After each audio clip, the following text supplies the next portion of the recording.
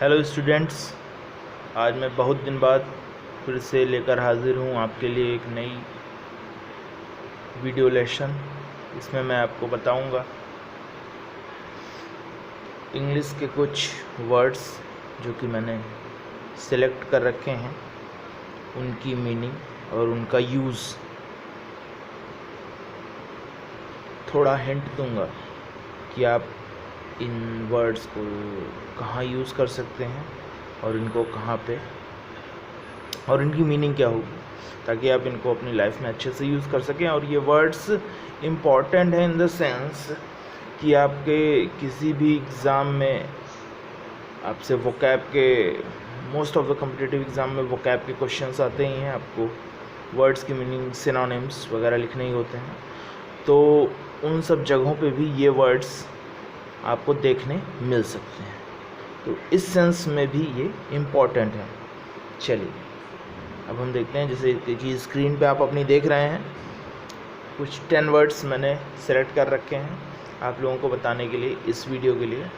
पहला वर्ड है एबेट, दूसरा वर्ड है बनल, तीसरा वर्ड है कैकोफोनस, चौथा वर्ड है डोंट, पांचवा वर्ड है एबुलिएंट, सिक्स्थ वर्ड है फेसेशियस, सेवन्थ वर्ड है गेंसे, एट्थ वर्ड है हैरेंग और नाइन्थ वर्ड है एक आइकोनोक्लास्टिक और 10th वर्ड है आपका जेबर।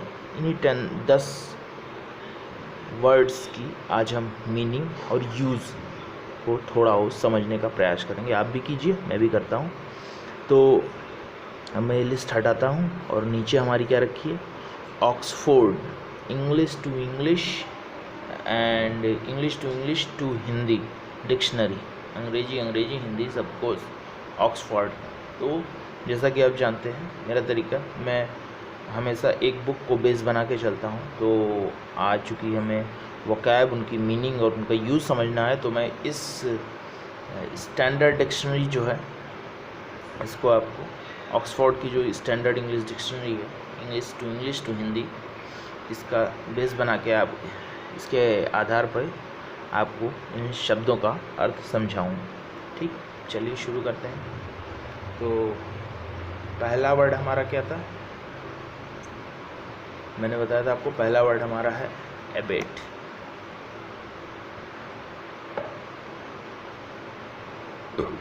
अब हम वर्ड्स में धीरे आगे बढ़ेंगे। डिक्शनरी में खोलता हूँ और इसमें वर्ड्स मिलते जाते हैं। पहला वर्ड खोल लीजिए एबेट, ये मैंने मार्क कर रखा है। तो ये है आपका वर्ड एबेट। ठीक, तो एबेट वर्ड जो है ये एक पार्ट्स ऑफ स्पीच में देखा जाए तो ये एक वर्ब वर्ड है, वर्ब है अपने आप में, एबेट। ठीक है, इसका मतलब होता है, जैसे कि यहाँ लिखा हुआ है, टू बिकम लेस स्ट्रॉन्ग और to make something less strong. प्रकोप या प्रभाव का कम हो जाना या कम करना या धीमा होना। ठीक है, यानी कि किसी भी चीज़ का जो इफ़ेक्ट होता है उसके इफ़ेक्ट को लेसन किया जा रहा है, कम किया जा रहा है, तो वहाँ पे हम ये वर्ड यूज़ करेंगे एबेट। जैसे कि इन्होंने यहाँ पे एक वाक्य में प्रयोग भी लिख रखा है इसका कि the storm showed no signs of abating, यानी कि तूफान ने कोई भी लक्षण नहीं दिखाया धीमा होने का। ठीक है, तो धीमा होने के सेंस में या तूफान के हल्का होने के सेंस में, मॉडरेट होने के सेंस में, नॉर्मल होने के सेंस में उसने कोई लक्षण नहीं दिखाया, एबेट। यहाँ पे ये इसकी मीनिंग है।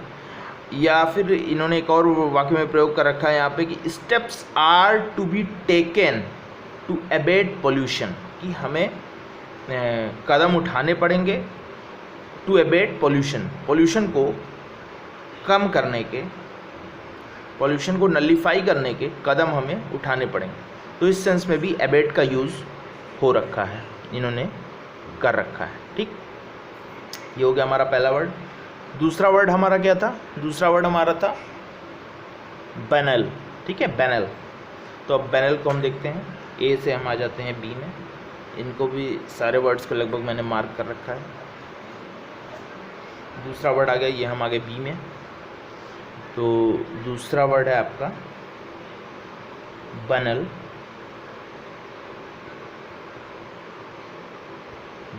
बनल आपका है, मैंने मार्क किया था आपको, ये वर्ड है आपका बनल।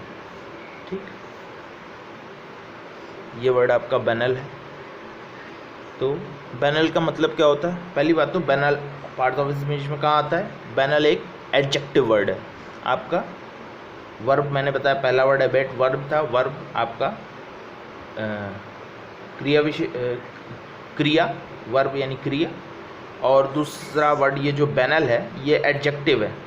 एडजेक्टिव मतलब आपका विशेषण। तो इसमें जैसे कि मीनिंग लिख रखी है आपकी बुक में, नॉट ओरिजिनल और इंटरेस्टिंग। ओरिजिनल या इंटरेस्टिंग नहीं होना, मौलिक या दिलचस्प नहीं, अत्यंत साधारण, तुच्छ। ठीक है, तो इन सारे सेंस में इसका यूज़ किया जाता है। बनल पहले का मतलब तो ओरिजिनलिटी, लैक ऑफ ओरिजिनलिटी। पहला टर्म तो आप ऐसे समझेंगे, there is lack of originality, anything that is lacking originality, you said that is banal. अब आप ये वर्ड इंग्लिश का है, लेकिन अब देखिए सारी भाषाएं एक दूसरे से कुछ ना कुछ कहीं ना कहीं जुड़ी हुई हैं। इसको इस तरीके से आप समझ सकते हैं। बनल हिंदी, आप यूपी बिहार साइड के होंगे तो आप जानते होंगे कि हिंदी बेल्ट के होंगे तो इंडिया में, कि जनरली ये जो हम लोग एक शब्द इस्तेमाल करते हैं किसी के लिए भी जो ज़्यादा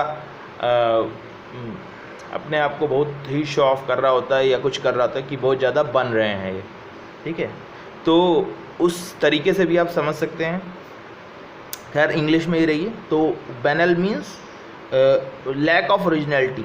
ठीक, तो ये आपका वर्ड हो गया बनल। मौलिक या दिलचस्प नहीं, अत्यंत साधारण, तुच्छ। अब बनल कमेंट।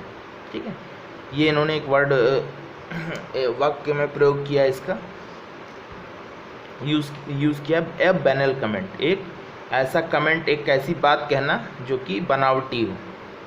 ठीक है, तो ये हो गया आपका बनल। अब नेक्स्ट वर्ड क्या था हमारा? नेक्स्ट वर्ड था हमारा कैकोफोनस। ठीक है, तो अब नेक्स्ट वर्ड की तरफ हम चलते हैं। हमने उसे भी मार्क कर रखा है, हम देखते हैं। नेक्स्ट वर्ड है हमारा कैकोफोनस। तो देखिए डिक्शनरी में कैकोफोनस वर्ड तो कहीं है नहीं।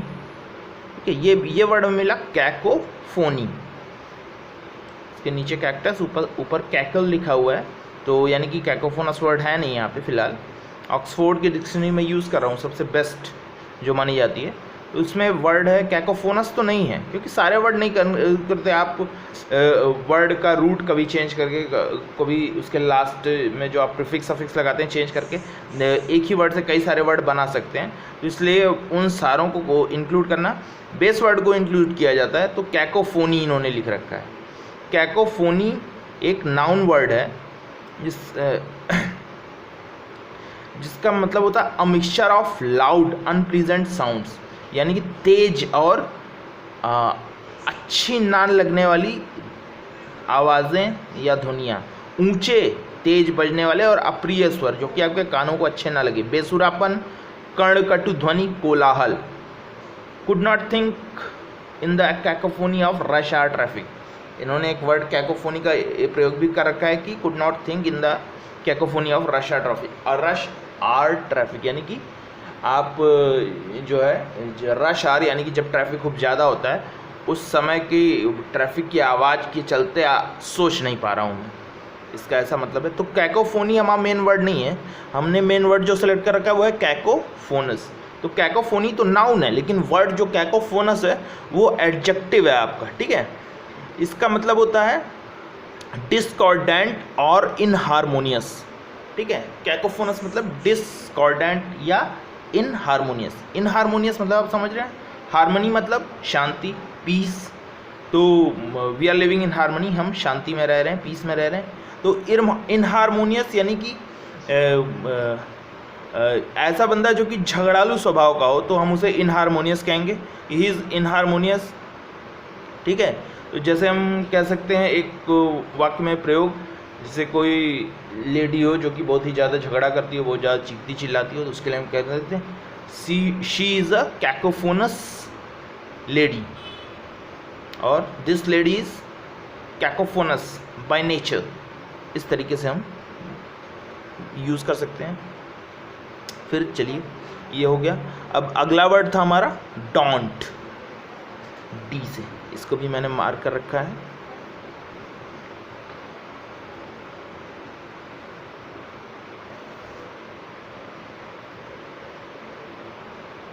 अगला वर्ड है हमारा डोंट।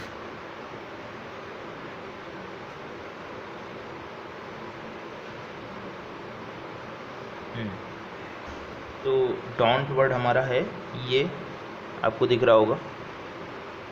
थोड़ा सा मैं इसको ऊपर कर लेता हूँ, हल्का सा इधर करता हूँ, आप इजीली देख पाएंगे। ये वर्ड है हमारा,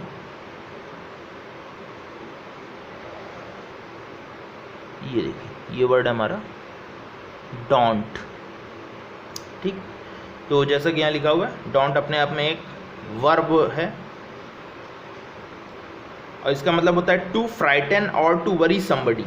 किसी को फ्राइटन करना मतलब डराना, या वरी या परेशान करना। Somebody by being too big or too difficult, या तो बहुत ही बड़ा होने की वजह से किसी चीज़ के हम उससे डर जाएं या परेशान हो जाएं, या किसी कार्य के बहुत ही कठिन होने की वजह से हम उस कार्य को करने से डर जाएं, या उस कार्य की वजह से परेशान हो जाएं। ठीक है, तो डराना या निरुत्साहित करना।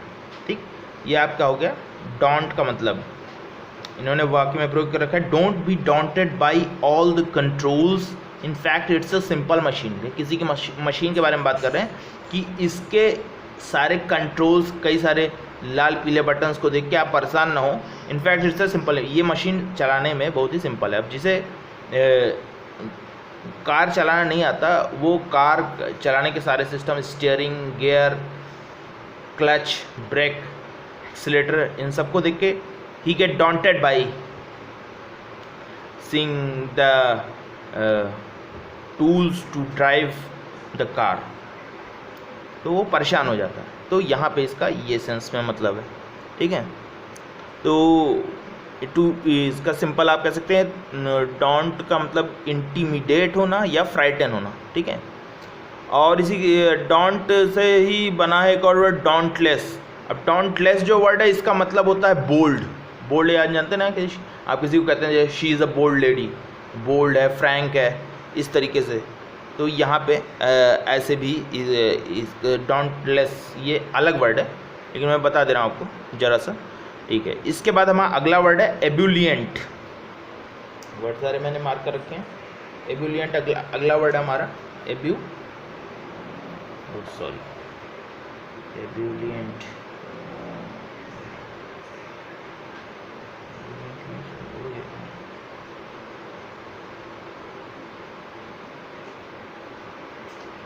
एब्यूलिएंट शायद मिस हो गया था मार्क होने से, तो खैर मैं आपको दिखाता हूँ। ये देखिए, ये वर्ड है एब्यूलिएंट। तो एब्यूलिएंट ये अपने आप में एक एडजेक्टिव वर्ड है, लिखा हुआ है।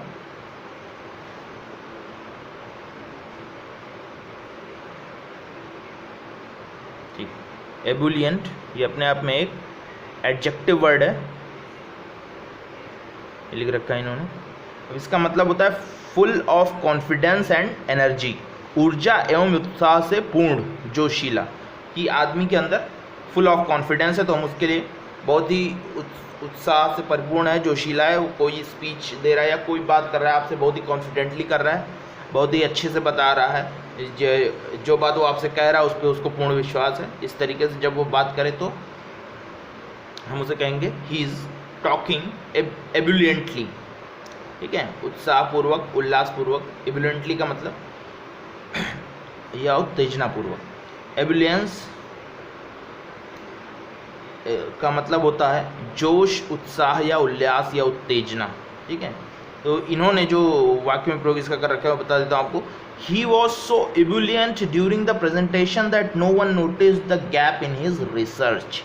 तो यहाँ पे बात कर रहे हैं एक बंदा जो कि अपना रिसर्च पेपर किसी सेमिनार में बता रहा है, तो उसके लिए ये वर्ड यूज़ हुआ है कि ही वॉज सो ब्रिलियंट, कि वो अपने रिसर्च पेपर, उसका प्रेजेंटेशन ही इतना अच्छा था, इतना प्रभावपूर्ण था, इतना जोशीला था, इतने कॉन्फिडेंस से वो बता रहा था कि उसके रिसर्च वर्क में जो लैग्स थे, जो कुछ डाउन पॉइंट्स थे जिनको कोई नोटिस किया जा सकता था, जो कुछ गैप्स थे उनको नहीं नोटिस किया लोगों ने।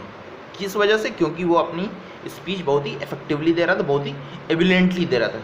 ही is talking ebullient, he is an ebullient person, ठीक है, बहुत ही जोशीला व्यक्ति है। चलिए, एबिलियंट के बाद अगला वर्ड आ गया हमारा एफ से, फेसेशियस, इसको मैंने मार्क कर रखा है। तो फेसेशियस ये वर्ड है आपका, फेसेशियस, ठीक है। तो फेसेशियस जैसा कि अब यहाँ लिखा हुआ है, ये एक एडजेक्टिव वर्ड है। इसका मतलब होता है trying to be amusing about a subject at a time that is not appropriate so that other people became annoyed, ठीक है। इसका वैसे सिंपल, ये एडजेक्टिव वर्ड है, विशेषण है। इसका सिंपल मतलब होता है जोकिंग, मजाक करना। लेकिन जोकिंग कब, मजाक कब करना? ऑफन इनएप्रोप्रिएटली, यानी कि इनएप्रोप्रिएटली, या तो गलत तरीके से मजाक करना या गलत जगह पे गलत समय पे मजाक करना, ठीक है। तो इसका मतलब होता है फेसेशियस का यही मतलब होता है, ठीक है, मजाक करना, अनुपयुक्त समय या अनुचित रूप से हंसी मजाक करना, जैसा कि यहाँ लिखा भी हुआ है। He kept making facetious remarks during the lecture. तो अब लेक्चर को स्टूडेंट ले रहा है या दे भी रहा है, खैर देने वक्त तो थोड़ा वो चलता भी है, लेकिन लेक्चर लेते वक्त अगर स्टूडेंट जो है वो बीच में मजाकियाँ बातें करे या सब्जेक्ट टॉपिक का कुछ इस तरीके से मजाक उड़ाए, तो फिर सीरियसनेस जो है वो थोड़ी गायब हो जाती है। तो ऐसी सिचुएशंस में जब आप मजाक करते हैं, मजाक कब करते हैं? या गलत तरीके से करते हैं, या गलत जगह करते हैं, या गलत समय पे करते हैं। तीनों ही कंडीशंस में आप कहेंगे he is trying to be facetious, वो गलत तरीके से मजाक कर रहा है। गलत तरीके से मजाकिया होना बुरा नहीं है, लेकिन कब होना है और कहाँ होना है, ये चीज़ ध्यान में रखना है, ठीक। चलिए, हम अगले वर्ड पे चलते हैं। हम अगला वर्ड है गेन से। तो खैर अगला वर्ड देखते हैं अब हम। तो जो ये वर्ड गेन से है, ये तो मुझे इस डिक्शनरी में मिला ही नहीं। वर्ड मिला है गेन। तो गेन का मतलब जनरली आप पढ़े होंगे छोटी क्लास में, तो प्रॉफिट के टर्म में भी गेन का इस्तेमाल होता है कि, लेकिन यहाँ पे इन्होंने गेन वर्ड का यूज़ बताया to obtain or win something, specially something that you need or want, या फिर gain ground to make progress, या फिर गेन का मतलब इन्होंने बताया to an increase, improvement or advantage in something, ये भी गेन का मतलब इन्होंने बता रखा है। लेकिन गेन से, हमारा वर्ड है गेन से, GAINSAY। ये वर्ड जो है मैं बता दूं आपको, यहाँ पे तो नहीं है, मेरी रिसर्च हालांकि मैंने कर रखा है, यहाँ पे नहीं है, फिर भी मैंने इसके मीनिंग ढूंढ निकाला है। गेन से एक वर्ब वर्ड है, क्रिया शब्द है, और इसका मतलब होता है डिनाई। डिनाई यानी कि किसी चीज़ से मुकर जाना, ठीक है, टू डिनाई समथिंग, गेन से।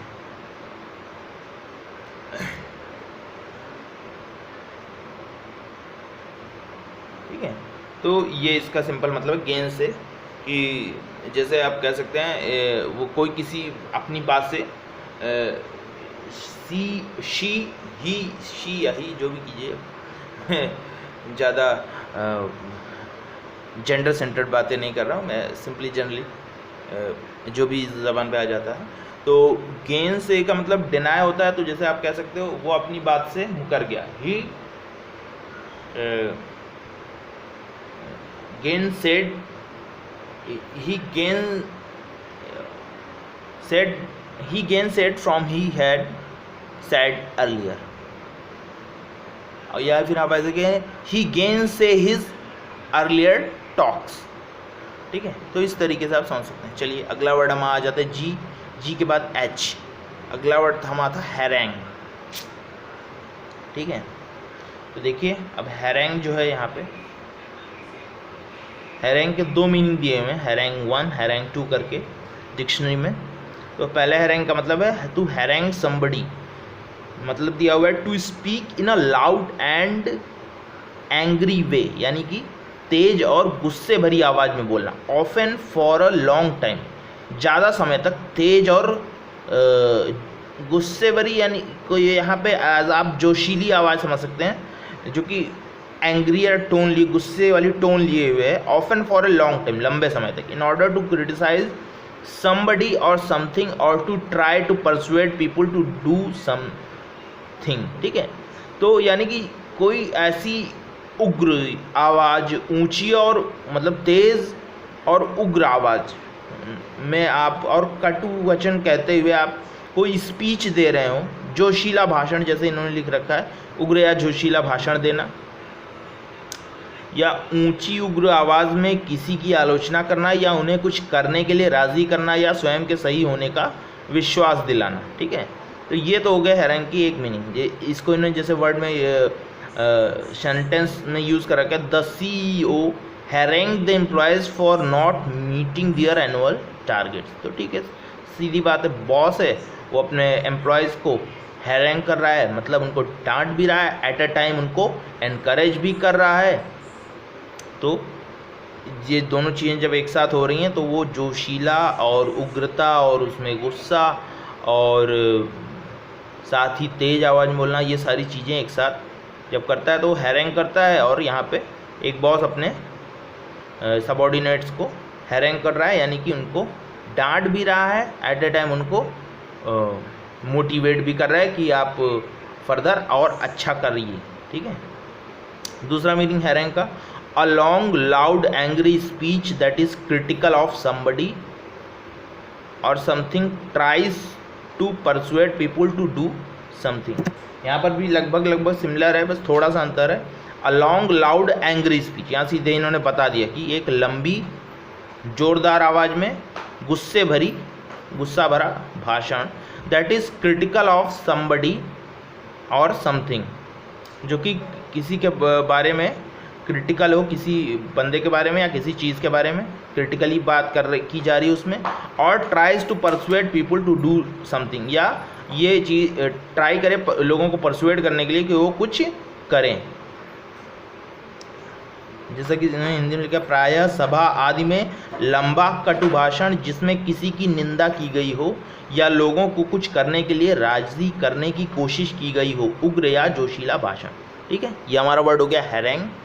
अब हम लोग अपने 9th वर्ड पे चलते हैं, जिसका मतलब है, जो वर्ड है हमारा आइकोनोक्लास्टिक।